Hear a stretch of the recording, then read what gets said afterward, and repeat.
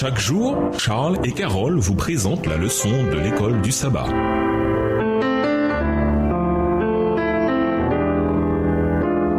Bienvenue dans votre émission Dieu nous parle. Nous voilà la leçon 3, la vie et la mort. Étude de la semaine, Philippiens 1, verset 19 à 30, 1 Corinthiens 4, verset 14 à 16, 2 Corinthiens 10, verset 3 à 6, Jean 17, verset 17 à 19, Michée 6, verset 8, Acte 14, verset 22. Verset à mémoriser, car pour moi, vivre c'est Christ et mourir un gain. Philippiens 1, le verset 21, dans la version Darby. Or, on nous répète souvent que la mort fait simplement partie de la vie, mais c'est une illusion. En réalité, la mort est l'opposé de la vie, son ennemi déclaré. Elle n'est pas plus inhérente à la vie qu'une épave ne l'est à une voiture. L'apôtre Paul affirme avec force que Christ est mort afin que, par la mort, il anéantit celui qui a la puissance de la mort, c'est-à-dire le diable, et qu'il délivra tous ceux qui, par crainte de la mort, étaient toute leur vie retenus dans la servitude. Hébreux 2, les versets 14 et 15. Bien que prêt à mourir pour Christ, Paul avait confiance en son destin à long terme. En attendant, le plus important pour lui était d'honorer Christ et de prêcher l'évangile au maximum de gens possible par sa vie ou sa mort. C'est peut-être l'une des raisons qui font que nous avons tant d'épîtres qui portent son nom. Par ses écrits, il pouvait atteindre beaucoup de gens et d'endroits, y compris des endroits qu'il n'avait jamais visités personnellement. La vie est courte et il est vital d'avoir le plus grand impact possible pour le royaume de Dieu pendant les quelques années que Dieu nous accorde. Cet impact est en grande partie lié à l'encouragement de l'unité de la foi, comme nous le verrons au début de cette semaine. Ce thème était l'une des raisons qui poussa Paul à écrire aux Philippiens. Au revoir. Et à demain si Dieu veut.